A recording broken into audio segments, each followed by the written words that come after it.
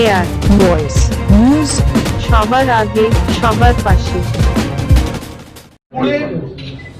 নবান্নতে মাননীয় মুখ্যমন্ত্রী একটি প্রেস ব্রিফিং এ বললেন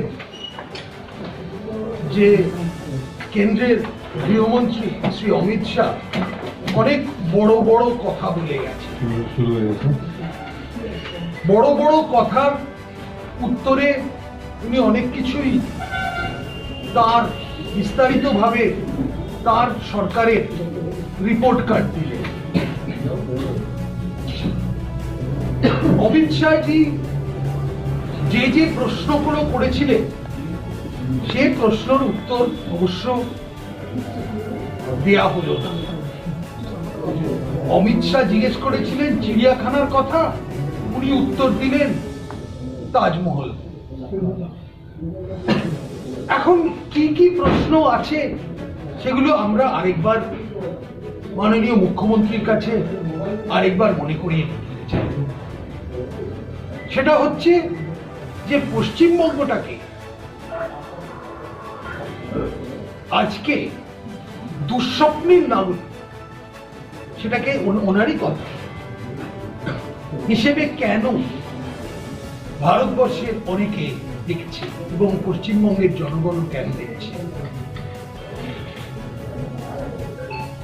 পশ্চিমবঙ্গের শিল্প প্রোডাকশন যেটা 30% ছিল স্বাধীনতার সময়, সেটা এখন নেমে দাঁড়িয়েছে 3.5%। এটা মমতা ব্যানার্জিকে জিজ্ঞেস করতে হবে এর জন্য দায়ী কে, উনি, এর জন্য দায়ী সিপিএম। এই প্রশ্নটা ওনার জবাব দিতে হবে। এই জবাবটা আমরা পাইনি আজকে নবান্ন থেকে। দ্বিতীয়ত 1950-51-তে টোটাল শিল্প প্রোডাকশন ভারতবর্ষে পশ্চিমবঙ্গের অবদান ছিল 27%, বম্বে স্টেট তার ছিল 33%।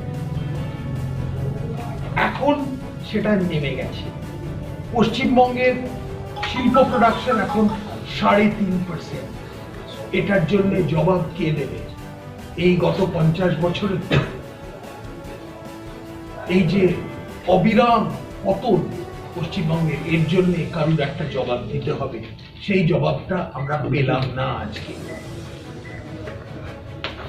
1960 সালে পশ্চিমবঙ্গের পার ক্যাপিটা ইনকাম, মানে প্রতি মানুষের অ্যাভারেজ ইনকাম ছিল মহারাষ্ট্রের চেয়ে 5% বেশি।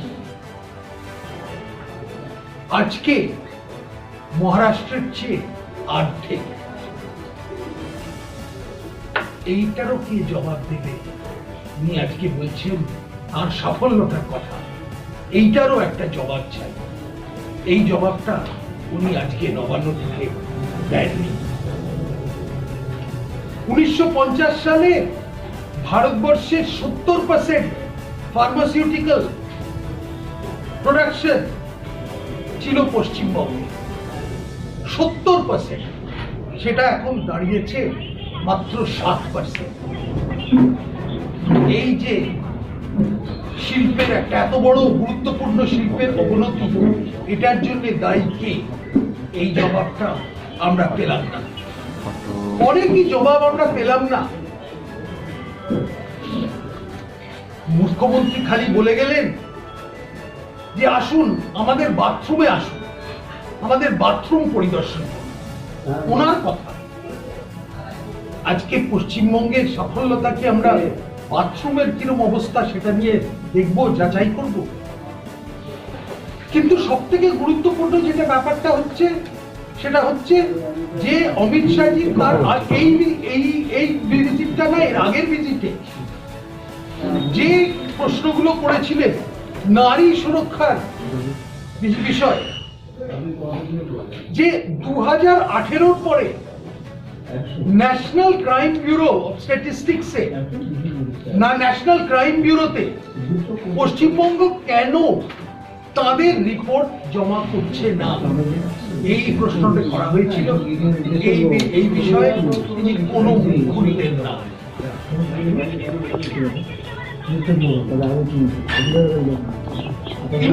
উনি বললেন না যে পশ্চিমবঙ্গে ক্রাইমস এগেইনস্ট উইমেন, মহিলাদের বিরুদ্ধে যে ধরনের অপরাধ করা হয় তাতে আজকে পশ্চিমবঙ্গের ৩য় স্থান। এই লজ্জার বিষয়টা নিয়ে উনি কিছু বললেন না।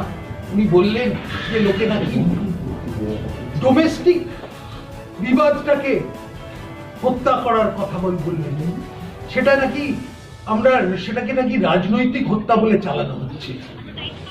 কিন্তু আসল যে কথাগুলো, যে প্রশ্নগুলো করা হয়েছিল সেগুলোর কোনো উত্তর দিলেন না। উনি উত্তর দিলেন না যে পশ্চিমবঙ্গে মহিলাদের বিরুদ্ধে, মহিলাদের ওপরে অ্যাসিড অ্যাটাকে আমরা কেন প্রথম স্থান, সেটারও কোনো উত্তর এলো না।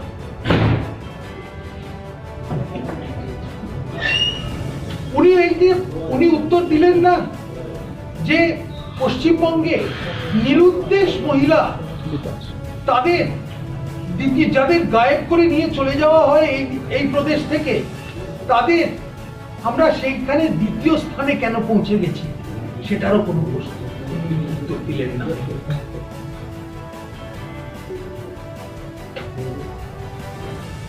উনি উত্তর দিলেন না যে পশ্চিমবঙ্গে মহিলাদের বিরুদ্ধে অপরাধের কনভিকশন রেট মাত্র ৫.৩%, যেখানে রাষ্ট্রের ন্যাশনাল অ্যাভারেজটা হচ্ছে ২২.৯%।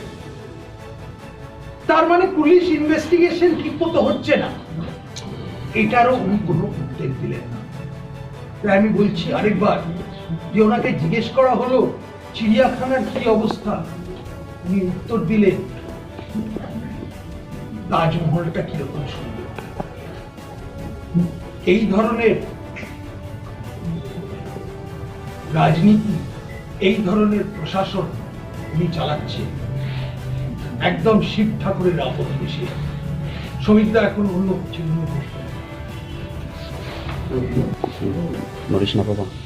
স্বরাষ্ট্রমন্ত্রী যেভাবে পশ্চিমবঙ্গের সামাজিক, রাজনৈতিক এবং অর্থনৈতিক চিত্র তার সফরের শেষ দিন আমাদের সামনে সাংবাদিকদের সাথে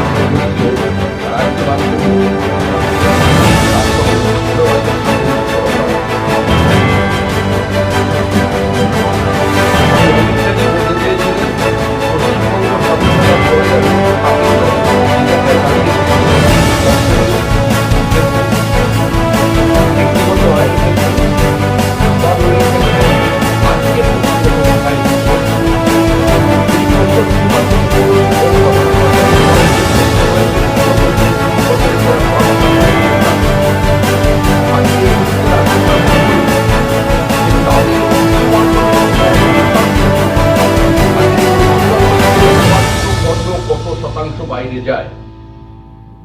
মুখ্যমন্ত্রী বলুন যে পশ্চিমবঙ্গ থেকে কেন ৭০ লক্ষ পরিযায়ী শ্রমিক কাজের খোঁজে বাইরে যায়। যে মুখ্যমন্ত্রী বলছেন সংখ্যালঘুদের উন্নয়নের জন্য যে কাজ পশ্চিমবঙ্গ সরকার করেছে অন্য সরকার করেনি। ৩টি নির্মীয়মান বাড়ি কনস্ট্রাকশন ভেঙে পড়েছে তামিলনাড়ু, কেরল এবং মহারাষ্ট্রে। এই ৩টি ক্ষেত্রেই দেখা যাচ্ছে মৃত শ্রমিক যারা কাজ করছিলেন তারা বাঙালি সংখ্যালঘু সম্প্রদায়ের মানুষ। এত শ্রমিক আজকে বাইরে যাচ্ছেন, অধিকাংশ তাদের মধ্যে যাচ্ছেন কনস্ট্রাকশনের কাজে, হয় রাজমিস্ত্রি তাহলে জোগাড়ে শ্রমিকের কাজ করতে। তাহলে পশ্চিমবঙ্গের অর্থনীতি যদি এত সবল হয়ে থাকে, মমতা বন্দ্যোপাধ্যায়ের নেতৃত্বে উত্তরণটা যদি এত দ্রুত হয়ে থাকে পশ্চিমবঙ্গে, তাহলে কেন আমাদের এত শ্রমিক আজকে কাজ করতে, পরিযায়ী শ্রমিকের সংখ্যা এখানে বাইরে যাচ্ছে? যদি তুলনা করতে হবে মহারাষ্ট্র, ব্যাঙ্গালোরের সঙ্গে। সেখানে যে কর্মসংস্থান আছে সে একদম ব্লু কলার লেবার ক্ষেত্র থেকে শুরু করে যারা সফটওয়্যার ইন্ডাস্ট্রিতে কাজ করছেন, যারা MBA করেছেন, তারা এত বেশি সংখ্যক কেন এই দুই প্রদেশে চলে যাচ্ছে? কেন পশ্চিমবঙ্গে 45,000 সরকারি এবং বেসরকারি মিলিয়ে ইঞ্জিনিয়ারিং কলেজের সিট গত বেশ কয়েকটি শিক্ষাবর্ষে অধিকাংশ খালি পড়ে আছে। কোনো বছরে 11,000, 13,000, 17,000 এই হচ্ছে পরিসংখ্যান। এবং যারা এখানকার পাস আউট, তাদের কাছে পশ্চিমবঙ্গে কোনো চাকরি নেই অধিকাংশ ক্ষেত্রে। তারা আজকে যেতে বাইরে, আজকে চলে যাচ্ছেন হায়দ্রাবাদে, চলে যাচ্ছেন বেঙ্গালুরুতে, চলে যাচ্ছেন দিল্লির বিভিন্ন জায়গায়। কারণ এ রাজ্যের সরকার বিনিয়োগের পরিবেশ তৈরি করতে পারেনি, এ রাজ্যের সরকার মানুষকে কর্মসংস্থান দিতে পারেনি। যারা বলছেন পশ্চিমবঙ্গ সর্বক্ষেত্রে এগিয়ে আছে, পশ্চিমবঙ্গের আর্থসামাজিক অবস্থার এত উন্নতি হয়েছে, তাহলে সমস্ত রাজ্যবাসী কেন 2 টাকা কেজির চাল খাচ্ছে? অর্থনীতির অবস্থাটা তাহলে কি? মানুষের ক্রয় ক্ষমতা কোথায় দাঁড়িয়ে আছে? জনসংখ্যার নিরিখে যদি আমরা হিসাব করি, তাহলে দেখা যাবে গুজরাট, ব্যাঙ্গালোর, মহারাষ্ট্রে তাদের জনসংখ্যা, লোকসভার আসন সংখ্যার নিরিখে পরিপ্রেক্ষিতে যদি আমরা আলোচনা করি, দেখা যাবে সেখানে কর্মসংস্থান বা বিনিয়োগ তার পরিমাণ অনেক বেশি। যে পরিসংখ্যান দেওয়া হয়েছে, মাননীয় স্বরাষ্ট্রমন্ত্রী যে পরিসংখ্যান আপনাদের সামনে রেখেছেন, সেই পরিসংখ্যানগুলো তিনি সঠিক দিয়েছেন না সেখানে কিছু ভুল আছে সেটা মানুষের সামনে তুলে ধরা প্রয়োজন। মুখ্যমন্ত্রী এমএসএমই নিয়ে কথা বলছেন, রাজ্য এমএসএমইতে প্রথম বারবার রাজ্য সরকার বলছে। ধরেন আজকে কোনোদিন অমিত শাহ এমএসএমই শব্দ একটু উচ্চারণ করেনি। তিনি বলেছেন যে ফরেন ডাইরেক্ট ইনভেস্টমেন্ট সারা দেশে যা হয়েছে পরিসংখ্যানের হিসাবে পশ্চিমবঙ্গে তার এসছে মাত্র 1%। পশ্চিমবঙ্গ সরকার বলুক স্বাক্ষরিত মৌয়ের কত বিনিয়োগ পশ্চিমবঙ্গে হয়েছে, শ্বেতপত্র প্রকাশ করুক মানুষের কাছে। কত ফরেন ডাইরেক্ট ইনভেস্টমেন্ট হয়েছে, তাতে কত জব ক্রিয়েশন হয়েছে, কত সরকারি শূন্য পদ খালি আছে, নতুন চাকরি সৃষ্টির ব্যবস্থা এই সরকার কি করেছে সেটা মানুষের সামনে বলুক। গুজরাটের মতো একটা ছোট রাজ্য কেন পশ্চিমবঙ্গ থেকে তাদের ট্যাক্স কালেকশন বেশি হচ্ছে, আজকে সেইটা রাজ্য সরকারকে বলতে হবে। তুলনা করতে হলে সেই সমস্ত স্টেটের সঙ্গে তুলনা করতে হবে। আজকে আমরা সেই বিষয়ে কথা বলব। আজকে দেখা যাচ্ছে পশ্চিমবঙ্গ থেকে প্রায় এত মানুষ আজকে বাইরে কাজের জন্য যাচ্ছেন। বহু মানুষ আছেন যারা স্বর্ণ শিল্পে, হিরে কাটার কাজে যারা এস্টাবলিশড হয়ে গেছেন। দিল্লিতে হয়েছে, সুরাটে হয়েছে, মুম্বাইয়ে হয়েছে, বহু জায়গায় হয়েছে। আর যে এখানে প্রাদেশিকতার যে রাজনীতি চলছে, উগ্র প্রাদেশিকতার রাজনীতি, বাঙালি হিন্দিভাষী বিভাজনের রাজনীতি, বহিরাগত শব্দের রাজনীতি, এই রাজনীতি অদূর ভবিষ্যতে মানে সম্ভাবনা আছে যে আমাদের এই বাঙালি ছেলেমেয়েরা বেকার যারা ওখানে কাজ করতে গেছেন, তারা একটা চরম অনিশ্চয়তার শিকার হবে। এই মুহূর্তে আমরা যে উত্তর 24 পরগনা জেলায় কাজ করছি, এই উত্তর 24 শুধু মুর্শিদাবাদ, নদিয়া বাদ দিয়ে শুধু উত্তর 24 পরগনা জেলা যেখানে আছে, আজকে সেই পরিবারগুলোর কাছে জিজ্ঞাসা করুন, আপনাদের এই অঞ্চলের উত্তর 24 পরগনা, নদিয়া, মুর্শিদাবাদের মানুষের কাছে, সংখ্যালঘু মানুষের কাছে, সংখ্যাগুরু মানুষের কাছে, কারণ সবই তো বিভাজনের রাজনীতি চলছে, আলাদা আলাদা করে মানুষকে দেখার, মানুষকে মানুষ হিসেবে নয় ভোটার হিসেবে চিহ্নিত করে দেখার, সেজন্য ভাগ করে করে বলছি তাদের কাছে গিয়ে জিজ্ঞাসা করুন। যে পরিবারের ছেলে আজকে মহারাষ্ট্রে চাকরি করছে, তাকে জিজ্ঞাসা করুন রোজগারটা এখানে বেশি না মহারাষ্ট্রের বেশি। কেন এখান থেকে ক্ষেত মজুর বিভিন্ন সময় ওইদিকে চলে যাচ্ছেন, কাজ ছেড়ে পাস করে করে এখান থেকে অন্ধ্রপ্রদেশে যাচ্ছেন? কেন বহু এখানকার ইট ভাটার মালিকরা তারা ইট ভাটার কর্মী খুঁজে পাচ্ছেন না, সেখানে লেবার পাচ্ছেন না, তার আগে তারা দক্ষিণ ভারতে চলে যাচ্ছে? এই আমাদের বসিরহাট থেকে, গাইঘাটা থেকে, স্বরূপনগর থেকে, বাগদা থেকে, হিঙ্গলগঞ্জ থেকে, সন্দেশখালী থেকে এত প্রবল মানুষের যে শুধু উত্তর 24 পরগনা থেকে যাচ্ছে, তারা চিন্তা করুন যে আজকে অর্থনৈতিক অবস্থা কোথায় ভালো আছে, পশ্চিমবঙ্গ কোথায় দাঁড়িয়েছিল, শিল্পে কোথায় ছিল। একটা সময় ছিল যখন বিহারের কোন একটি স্কুলের ছেলে একটা নতুন জামা পরলে 60-এর দশকে তার বন্ধু তাকে জিজ্ঞাসা করতো, তোর বাবা কি নিশ্চয়ই কলকাতায় চাকরি করে? আজকে যে পরিমাণ মানুষ আজকে কলকাতায় এসেছিলেন, যারা পরবর্তীকালে এখানে বসবাস করেছেন, তারা সমৃদ্ধ হয়েছেন, বাংলাটাকে, পশ্চিমবঙ্গকে নিজেদের রাজ্য বলে মেনে নিয়েছেন। আজকে কিন্তু সেই সংখ্যক মানুষ নতুন করে কর্মসংস্থানে ঘুরতে আর বাংলায় আসছে না। বাংলা থেকে মানুষের স্রোত যাচ্ছে কোথায়? মহারাষ্ট্রে যাচ্ছে, এমনকি ঝাড়খণ্ডে যাচ্ছে, উড়িষ্যার হাবড়া পোর্ট, সেখানে বাঙালি পড়ে যাচ্ছে। এর কারণ কি? কারণ আমরা বাম শাসনের 34 বছর এবং তৃণমূল কংগ্রেসের 10 বছরের যে সাফল্য, যে বিভিন্ন জায়গায় সবেতেই তৃণমূল প্রধান, ধান, চাল, সবজি, মাছ সবেতেই প্রথম স্থানে আমরা অধিকার করেছি। 100 দিনের কাজে লম্বা লাইন কেন? 100 দিনের কাজে এত বড় লম্বা লাইন কেন? কারণ 100 দিনের কাজে পশ্চিমবঙ্গ প্রথম কেন? তার কারণ হচ্ছে এখানে মানুষের অন্য কোনো কাজ নেই, কর্মসংস্থানের কোনো ব্যবস্থা নেই, নিজের যোগ্যতা অনুসারে, মেধা অনুসারে উপার্জন করবার ক্ষমতা নেই। এই কথাই মাননীয় অমিত শাহ আপনাদের সামনে তুলে ধরেছেন। যে পরিসংখ্যান স্কুলের ক্ষেত্রে বলা হয়েছে, সেই পরিসংখ্যান এটা তো কোনো কারোর ব্যক্তিগত মস্তিষ্ক প্রসূত কোনো ঘটনা নয়। এই যা পরিসংখ্যান উনি দিয়েছেন তা সম্পূর্ণভাবে সরকারি পরিসংখ্যান, এবং এই সরকারি পরিসংখ্যান ভারত সরকারের যে ওয়েবসাইট আছে তার বিরুদ্ধে স্বাধীনতা আছে। মুখ্যমন্ত্রী রাজ্য সরকারের পক্ষ থেকে এখানকার চিফ সেক্রেটারি, তার কাছে গিয়ে প্রশ্ন করুন এই ডাটাগুলো কে ফিট করেছে। আমরা যে তথ্য, যে পরিসংখ্যান অমিত শাহ দিয়েছিলেন, সেই ডেটা ভারতবর্ষের মতো একটা দেশের পৃথিবীর বৃহত্তম গণতন্ত্রের স্বরাষ্ট্রমন্ত্রী আর পৃথিবীর বৃহত্তম রাজনৈতিক দলের যিনি প্রাক্তন সভাপতি এবং বর্তমানে যিনি নেতৃত্ব দিচ্ছেন, সামনে থেকে দাঁড়িয়ে স্বরাষ্ট্রমন্ত্রী, তার ডেটা কালেকশন করবার জন্য আর যাই হোক বিজেপির, পশ্চিমবঙ্গ বিজেপির রাজ্যের কারোর প্রয়োজন নেই। তিনি যে ডেটা দিয়েছেন সেই ডেটার উপরেই দায়িত্ব নিয়ে দিয়েছেন। সেই ডেটা, যে পরিসংখ্যান দিয়েছেন তার পাল্টা পরিসংখ্যান দিন, কিন্তু মূল জায়গা থেকে আজকের যে প্রেস কনফারেন্স হয়েছে সেটা দূরে সরে গেছে। পশ্চিমবঙ্গ অর্থনীতিতে বা পশ্চিমবঙ্গের আর্থসামাজিক অবস্থা গুজরাটের থেকে কি মহারাষ্ট্রের থেকে ভালো, এটা পশ্চিমবঙ্গের কোন রাজ্যবাসী যে চরম তৃণমূল কংগ্রেসের সমর্থক সেও এই কথা বিশ্বাস করবে না। এটা আমাদের দুর্ভাগ্যের। আমাদের যে বক্তব্য, আমরা পশ্চিমবঙ্গের মৃত গৌরব ফিরিয়ে দেব। আমাদের বক্তব্য যে আমরা সংঘর্ষ নয়, কেন্দ্র রাজ্য বিরোধিতা নয়, কেন্দ্রের বৈমাতৃসুলভ আচরণের স্লোগান নয়, আমরা কেন্দ্র এবং রাজ্যকে উন্নয়নের একই সুতোয় বাঁধব। আর এবার পশ্চিমবঙ্গের মানুষ সিদ্ধান্ত নিয়েছেন 1977 সালের পর 4 দশক পেরিয়ে যাবার পর পশ্চিমবঙ্গে কেন্দ্রে যে সরকার আছে সেই দলের সরকার তৈরি হবে, যাতে উন্নয়নের গতিটা আরো ত্বরান্বিত হবে। কিন্তু তৃণমূল কংগ্রেসের যে অবস্থান, যে কথা তাদের মন্ত্রী বলেছিলেন যে আমরা পরিস্থিতি চেঞ্জ করতে বিরোধী চাই না, এর কারণ কি, বিরোধী থাকলে উন্নয়নটা তাড়াতাড়ি হয় না। আমরা এতে বিশ্বাস করি না। আমরা মনে করি গণতন্ত্রের একটা বিরোধীদের জন্য পরিষদের প্রয়োজন আছে।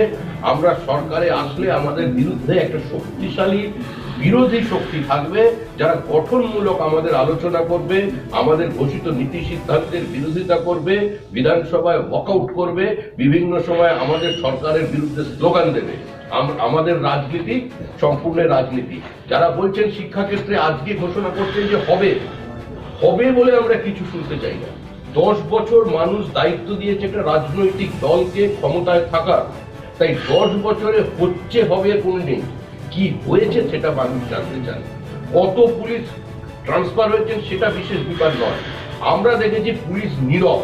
আজকেও আমাদের একজন দলীয় কর্মীর পিতা, তিনি খুন হয়েছেন।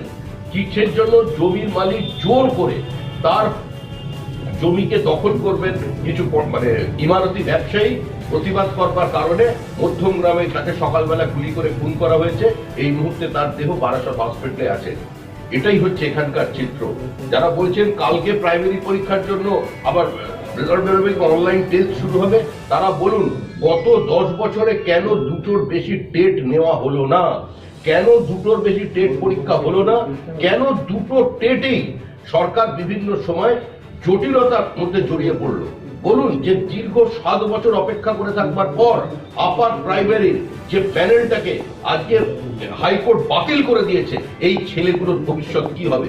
যারা জীবনের 7 বছর ছিল, সেখানে যদি ধরে নেওয়া যাচ্ছে যে সেখানে অস্বচ্ছ প্রক্রিয়া, ধরে নেওয়া যায় সেখানে অস্বচ্ছতা আছে, যেটা অবজারভেশন খুব ক্লিয়ার মহামান্য হাইকোর্টের, কিন্তু অস্বচ্ছ যদি থাকে, অস্বচ্ছতা আছে, সেখানে দুর্নীতি আছে, কিন্তু তার মধ্যেও তো বহু ছেলে মেধার ভিত্তিতে চাকরি পেয়েছে।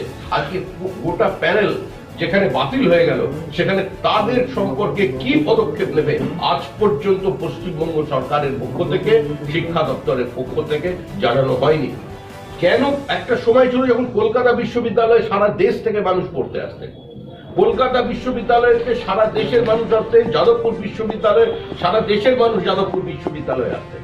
আজকে পড়াশোনার কারণে আজকে যেটা আমাদের দিকে আসার কথা ছিল, যেটা আমাদের যে স্রোত আমাদের কাছে আসতো, আজকে পড়াশোনা করতে লোক ভিন্ন রাজ্যের ইউনিভার্সিটিতে চলে যাচ্ছে। এই অবস্থার জন্য কে দায়ী, এই অবস্থার জন্য কারা দায়ী, সেটাকে নির্ধারিত করতে হবে।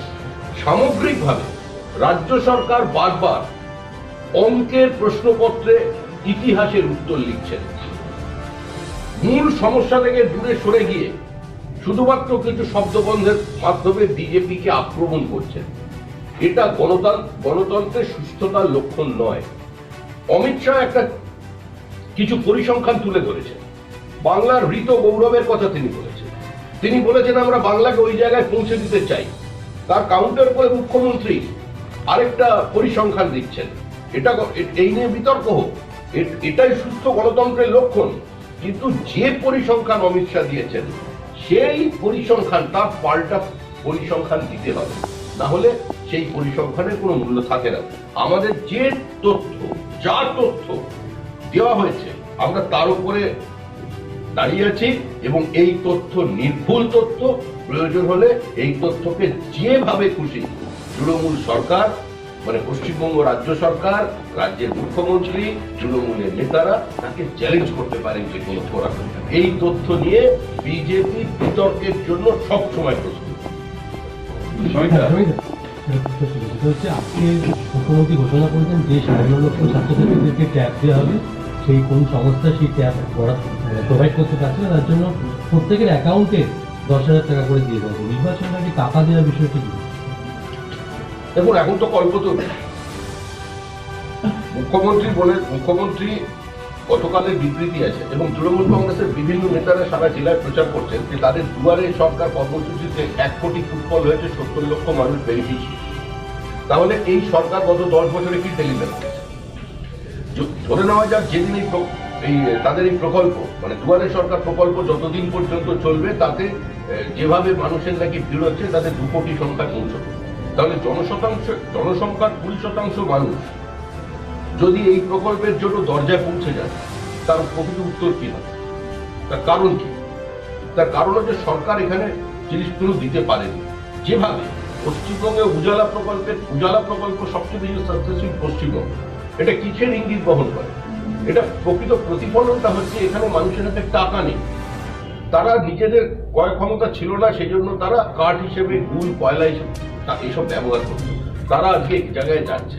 এটাই আমাদের অর্থনীতির একটা সূচক। এটা আজকে দেখেছি। তো সেক্ষেত্রে সরকার এখন ট্যাব দেবে বলছেন, কিছু থেকে সাইকেল দিয়েছিলেন। তবে যদি টাকাটা পাঠিয়ে দেন ভালো। কিভাবে তারা ট্যাব কিনবে? সরকার ট্যাব কিনতে পারছে না। দরিদ্র মানুষের ঘরে আগে ১০,০০০ টাকা পাঠিয়ে দিলেন, সেই ট্যাবটা কিভাবে কিনবে? নির্বাচন আগে অ্যাকাউন্টে টাকা দেওয়া ছাত্রছাত্রীদের।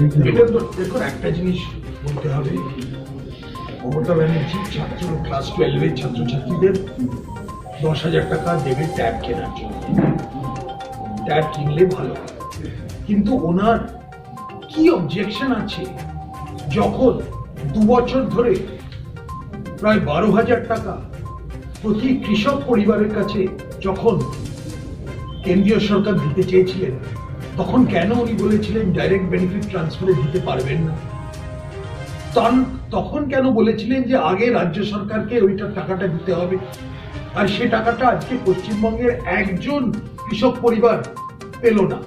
এইটার উত্তরটা উনি দিন। একটা প্রশ্ন করি, সেটা হচ্ছে মুখ্যমন্ত্রী মমতা বন্দ্যোপাধ্যায়ের উদ্দেশ্যে অমিত শাহজি যে প্রশ্নগুলো করেছিলেন মুখ্যমন্ত্রীদের নিয়ে, কিন্তু সৌগত রায় সাংসদ তিনি দিয়েছেন যেমন শিল্পে রাজ্যের দেশের মধ্যে ৫ম স্থানে রয়েছে, এটা বলেছেন। কি বলবেন? আমাদের অনুমানে পশ্চিমবঙ্গে আজকে ইন্ডাস্ট্রি, পশ্চিমবঙ্গের স্থান ২২টি স্টেটের মধ্যে। নারী নির্যাতনের ক্ষেত্রে দাবি করেছেন যে ২১% কমেছে। নারী নির্যাতনে এখনো আমি যেটা বললাম, যেটা অমিত শাহজি বলে গেছিলেন, অ্যাসিড অ্যাটাকের দিক থেকে 1 নম্বর স্থান, নিখোঁজ নারী সেখানে 2 নম্বর স্থান, এবং আজকে ক্রাইমস এগেইনস্ট উইমেন বলতে যেটা বলা যায় সেগুলোর মধ্যে 1 বা 2 নম্বর স্থান এক্স্যাক্টলি বলে দিচ্ছি, সেটা এইগুলোর উত্তর এগুলো ন্যাশনাল ক্রাইম ব্যুরো থেকে নেওয়া ফিগার। এগুলো এখন সৌগত বাবু অন্য কোনো ভাবে অন্য কোনো স্ট্যাটিস্টিক্যাল বেসিসে উনি বলছেন কিনা আমি জানি না, কিন্তু ন্যাশনাল ক্রাইম ব্যুরো স্ট্যাটিস্টিক্সে এইটাই বলা হয়েছে। আর সেই কারণেই হয়তো 2018 পরে পশ্চিমবঙ্গ সরকার আর এনসিবিতে তাদের তথ্য দিচ্ছেন না। আজকে মুখ্যমন্ত্রী ঘোষণা যে ইন্ডাস্ট্রিতে 500 নম্বর জায়গায় যেটা দাবি করছেন সৌগত বাবু, তাহলে একটু দয়া করে ওনাকে এই পরিসংখ্যানটাই দিতে বলুন যে পশ্চিমবঙ্গে গত 10 বছরে গ্র্যাজুয়েট ইঞ্জিনিয়ার পাস আউট কত, আর তারা এই মুহূর্তে কোথায় চাকরি করছে, কত শতাংশ বাংলায় চাকরি করছে, কত শতাংশ তাদের বিশ্ব বাংলা বা প্রাণের বাংলার বাইরে কত মানুষ গেছে। তবুও সামনেই বিধানসভা নির্বাচন, সেক্ষেত্রে দাঁড়িয়ে বাঙালির আবেগ এবং রাজনৈতিক ফায়দা তোলার জন্য কি বিজেপি নেতাজিকে বাড়তি গুরুত্ব দিচ্ছে? নেতাজি সুভাষচন্দ্র বসু আজাদ হিন্দের যেদিন তারা শপথ নিয়েছিলেন সেই দিনে লালকেল্লায় দাঁড়িয়ে প্রথম তাদের মর্যাদাকে প্রতিষ্ঠা করেছিলেন নরেন্দ্র মোদী, এবং তিনি বলেছিলেন ভারতের প্রথম প্রধানমন্ত্রী নেতাজি সুভাষচন্দ্র বসু। নেতাজি সুভাষচন্দ্র বসু বিজেপির এই কমিটি গঠনকে কেন্দ্র করে যে তৃণমূল তার সমালোচনা করছে বা যারা এর মধ্যে রাজনীতি খুঁজে পাচ্ছে, তাদের মনে রাখা দরকার যে তৃণমূল দলটার নাম তৃণমূল কংগ্রেস, তারা কংগ্রেসের লিগ্যাসি বহন করছে। ভারতের কংগ্রেস নেতাজির সঙ্গে কি ব্যবহার করেছিল, নেতাজির সম্পর্কে কি কি উক্তি করেছিলেন প্রয়াত জওহরলাল নেহেরু, কংগ্রেসের অন্য নেতৃবৃন্দের কি আচরণ ছিল নেতাজি সম্পর্কে, এবং আজকে যারা নেতাজিকে নিয়ে যখন কংগ্রেস বা তৃণমূল কংগ্রেস এখানে কথা বলে, শুধু তাদের এটা স্মরণ করিয়ে দেওয়া প্রয়োজন যে নেতাজি যেদিন গান্ধীজির প্রার্থীকে হারিয়ে নির্বাচিত হয়েছিলেন সর্বভারতীয় সভাপতি হিসেবে, সেদিন এই তদানীন্তন বাংলার কংগ্রেসীরা তার পেছনে দাঁড়ায়নি, তার পাশে দাঁড়িয়েছিলেন মহারাষ্ট্র, তার পাশে দাঁড়িয়েছিলেন পাঞ্জাব, অন্যান্য জায়গার কিছু ভোটে নেতাজি নির্বাচিত হয়েছে। সুতরাং নেতাজিকে নিয়ে বিজেপি রাজনীতি করবে না। বিজেপি নেতাজিকে পাঠ্যপুস্তক থেকে মুছে দেওয়ার যে কংগ্রেসী চক্রান্ত, তার বিরুদ্ধে দীর্ঘদিন লড়াই করছে। বিজেপি পশ্চিমবঙ্গের যে মহিলা প্রথম ব্রিটিশের বিরুদ্ধে লড়াই করছেন, সেই নারী শিরোমণি রানী শিরোমণি, তাকে ইতিহাস থেকে মুছে দেওয়া হয়েছে, তাকে ফিরিয়ে আনার চেষ্টা করছে। সেই জন্য অমিত শাহ সেদিন প্রথম মেদিনীপুরে সেই মহামায়ার মন্দির দর্শন করতে গিয়েছিলেন রানী শিরোমণিকে স্মরণ করতে। সুতরাং স্বাধীনতা সংগ্রামের প্রকৃত ইতিহাস যেটা কংগ্রেস নষ্ট করেছে, ভারতের ইতিহাসটা যেখানে পুরোপুরি ডিস্টর্টেড, সেটা কংগ্রেসের কীর্তি, এবং কংগ্রেসের গর্ভ থেকে জন্ম নিয়েছে তৃণমূল কংগ্রেস। তৃণমূল কংগ্রেস কংগ্রেসের বাইরে নয়।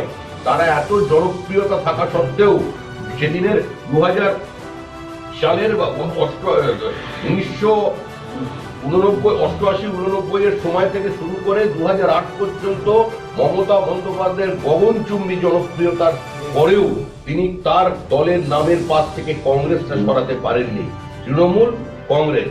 সুতরাং ওই কংগ্রেস নেতাজির সঙ্গে কি করেছে, কমিটি করার আগে, বিজেপির সমালোচনা করবার আগে, ডিক্লাসিফাইড ফাইল নিয়ে যে আলোচনা করছে আগে, একবার সেটা স্মরণ করে রাখা দরকার। আগামীকাল কাকলিতে সভা আছে, সেখানে সৌগত বাবু ফিরাদা কুণ্ডা যাবেন। সেখানে শিশির অধিকারীকে আমন্ত্রণ জানানো হচ্ছে, উনি চিঠি দিয়ে জানিয়েছেন যে তার পায়ে ব্যথা, তিনি আসতে পারেন। এটা কিসের নিয়ে? দেখুন, আমি তো ডাক্তার নই, কারোর যদি পায়ে ব্যথা করে তিনি ডাক্তারের কাছে যাবেন। এখন ওনার কি অবস্থায় উনি আছেন আপনি ডাক্তারকে প্রশ্ন করুন। তৃণমূলের আভ্যন্তরীণ ব্যাপারে আমরা কেন জানি? কেন আমার প্রতিবেশীর বাড়িতে কি হচ্ছে সেটা আমরা জানলার পর্দা সরিয়ে উঠি বেরোতে? এটা আমাদের কাজ নয়। হ্যাঁ, নিঃসন্দেহে এটা ঠিক যে যদি সেই পরিবারের মধ্যে দেখা যাচ্ছে একটা টালমাটাল অবস্থায়, যদি কেউ একটু দূরে সরে যায়, আমরা রাজনৈতিক দল আমরা বলতেই পারি যে পথিক তুমি কি পথ হারিয়েছ, তাদের আমরা নিয়ে একটু গল্প করতে পারি। বাসুদেব দাস বাউল, যিনি রান্না করে খাইয়েছেন অমিত শাহজিকে, তাকে দেখা যাবে মুখ্যমন্ত্রী 29 তারিখের যে রোড শো রয়েছে সেখানে তিনি বাউল গান শোনাবেন, নিজে আগ্রহ প্রকাশ করেছেন। এবং অনুব্রত মণ্ডল তিনি সাংবাদিক বৈঠক করে সে কথা জানেন। কি বলবেন? আনন্দের কথা, চাকরিও পাবে। তার মানে কি, বিজেপি যেখানে যাচ্ছে, নরেন্দ্র মানে অমিত শাহ যেখানে ছুটছে সেখানেই উন্নয়ন, তার পরিবার ফ্লারিশ করবে। এই তো বিজেপি। কেউ ভয়ে খাওয়ায়, কেউ ভক্তিতে খাওয়ায়, তবে বিশ্বাস করি উনি একটা চাকরি পাবেন, ঈশ্বরের কাছে সেই প্রার্থনা করি। এবং এটাই তো প্রমাণ যে বিজেপির শক্তিটা কোথায়। তবে আজকে সৌগত রায় এবং ববিলা সিং বলেছেন যে কোনো বিক্ষুব্ধ নাকি দলে নেই, যারা সাম্প্রদায়িকতার বিরুদ্ধে তারাই তৃণমূলে আছেন, আর যারা হাঙ্গাবাজির জন্য, দাবেদারি করার জন্য এবং সিবিআই ইডির থেকে বাঁচার জন্য তারাই বিজেপি আছেন। সেটা বলতে পারবো না আমি। উনি ওনার বক্তব্যের এখানে কি, আজকের এটা আমাদের তো প্রেস কনফারেন্সটা স্বাভাবিকভাবে মুখ্যমন্ত্রী যা বলেছেন তাই নিয়ে, ওটা রাজনৈতিক বক্তব্য উনি লাগবেন। যতক্ষণ পর্যন্ত কর্মীদের মনোবল বাড়ানো যায় এই কথাগুলো উনি বলবেন। আমরা তো দল, আমরা তো এই 8টা 9টা আমাদের এমএলএ হয়েছে, 3 জন আমরা জিতেছিলাম সেই বিধানসভা নির্বাচনে 2016-তে। যা 3 জন মাত্র এমএলএ, তখন থেকেই তারা বলছেন ফিনিশ 2019, কত স্লোগান শোনা গেল, 42-এ 42। বিজেপি তো বেড়ে চলেছে। উনি এই ধরনের কথা বলবেন, আর ওনার দলের আপনি নেতার কথা বলছেন কেন? আপনারা তো আলোচনা করছেন নেতা নিয়ে কেন? দেখতে হবে তৃণমূল কংগ্রেসের তৃণমূল স্তর, সেটা তো এক্সোডাস। এই যে প্রত্যেকটা দিলীপ ঘোষ সভাপতি যাচ্ছেন মিটিং করতে, ওদিকে মুকুল রায়, স্বপন দা, যে যেখানে যাচ্ছেন জনপ্লাবন দেখছেন। এত মানুষ কোথা থেকে আসছে? কারণ মানুষ তৃণমূল কংগ্রেস থেকে সরে গেছে, নিচুর তলায় সরে গেছে। উপরের নেতার দিয়ে কোনো বিষয় নয়। তৃণমূল কংগ্রেস যেটা বারবার বলতো তাদের দল তৈরি করার সময়, যে আমাদের এখানে নেতাদের কোনো মাহাত্ম নেই, আমাদের এখানে গুরুত্ব হচ্ছে কর্মী, তৃণমূল স্তরে যারা কর্মী, সেটাই তৃণমূলের দর্শন ছিল। সেই কর্মীগুলো আপনি দেখুন, নেতার অনুপাত আর কর্মীর অনুপাত যদি দেখেন, নিচেতে কোনো মিল পাবেন না। লোক আসছে, আর মানুষ কোনো মিছিলে ভয়ে আসে, কোনো মিছিলে ভালোবেসে আসে। মানুষ এই দুই পার্থক্যটা বুঝে। ইউরোপে যখন কমিউনিজমের পতন হয়েছিল, আমি কোনো নেতার নাম বলে আর সে রাষ্ট্রনায়কের নাম বলে বিতর্ক তৈরি করতে চাই না। যারা যেদিন তার পতন হয়েছিল, দুর্গ আক্রমণ হয়েছিল বা সাম্রাজ্য ভেঙে পড়েছিল, তার 3 দিন আগে তারাও 50,000 1 লক্ষ লোকের জমায়েতে বক্তৃতা করেছিলেন, মানুষ চুপচাপ দাঁড়িয়ে শুনেছিল, কিন্তু কাজটা করে দিয়েছে। সিপিএম যেদিন চলে যায় যে 2011-এ তাদের শেষ ব্রিগেডে জনসমাগমটা দেখুন, তাদের উপস্থিতি দেখুন, মানুষ সেখানে ভোট পায়নি। এটা কোনো বিষয় নয়, মানুষ ঠিক করেছে তৃণমূল কংগ্রেসকে সরিয়ে দেয়। আজকে রাজ্য মন্ত্রিসভার বৈঠকে বেশ কয়েকজন মন্ত্রী অনুপস্থিত ছিলেন। রাজীব বন্দ্যোপাধ্যায়, চন্দ্রনাথ সিনহার মতন ব্যক্তিরাও অনুপস্থিত ছিলেন। কি বলবেন, এত বড় গুরুত্বপূর্ণ মন্ত্রিসভার বৈঠক এনারা অনুপস্থিত? শারীরিক কোনো সমস্যা থাকতে পারে, পেটেরও সমস্যা থাকতে পারে, আমরা তো বাইরে থেকে এটাই সেটা ভিতরের ব্যাপার। সিজন চেঞ্জ হয়েছে। আরেকটা প্রশ্ন, যেটা যদি আজকে আপনাদের দলীয় নেতা সায়ন্তন বসু এবং আলিপুরদুয়ারের জেলা সভাপতি, তাদের দুজনকেই প্রকাশ করা হয়েছে দল বিরোধী কাজের জন্য, কি বলবেন? আমি চিঠিটা দেখিনি, এটা সম্পূর্ণ সাংগঠনিক বিষয়। আর যদি সেই সম্পর্কে আমি কিছু জানিও, সেটা সাংবাদিকদের বলবো। অমিত শাহ আসছেন 12 জানুয়ারি, কর্মসূচি কিছু জানিয়েছে? দুদিনের সফরে আসছে।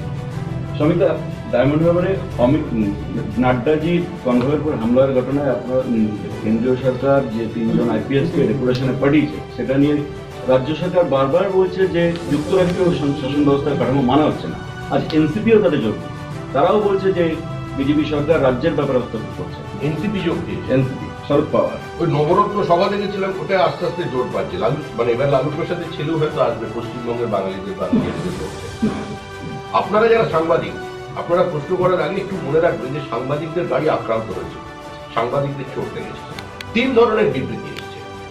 ঘটনা ঘটবার পর সেখানকার সাংসদ তিনি বললেন স্বতঃস্ফূর্ত জনরোষের বহিঃপ্রকাশ।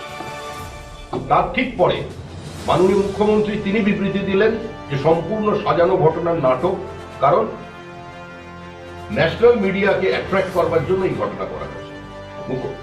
তার 15 মিনিট পর রাজ্য পুলিশ টুইট করে জানিয়ে দিল জেপি নাড্ডার কনভয় সম্পূর্ণ অক্ষত অবস্থায় নিজেদের গন্তব্যস্থলে পৌঁছে দিল।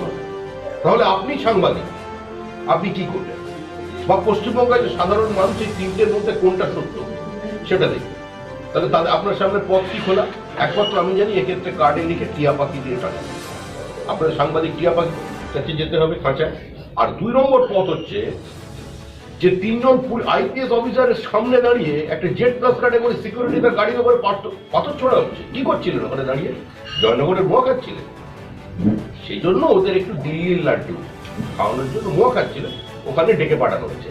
আর এই ডেকে পাঠানো যুক্তরাষ্ট্রীয় কাঠামোর যদি পরিপন্থী হয়, হ্যাঁ, এটা যদি ফেডারেল স্ট্রাকচারকে আঘাত করা হয়, তাহলে একটু দয়া করে যারা এটা বলছেন তাদের দেখতে বলুন।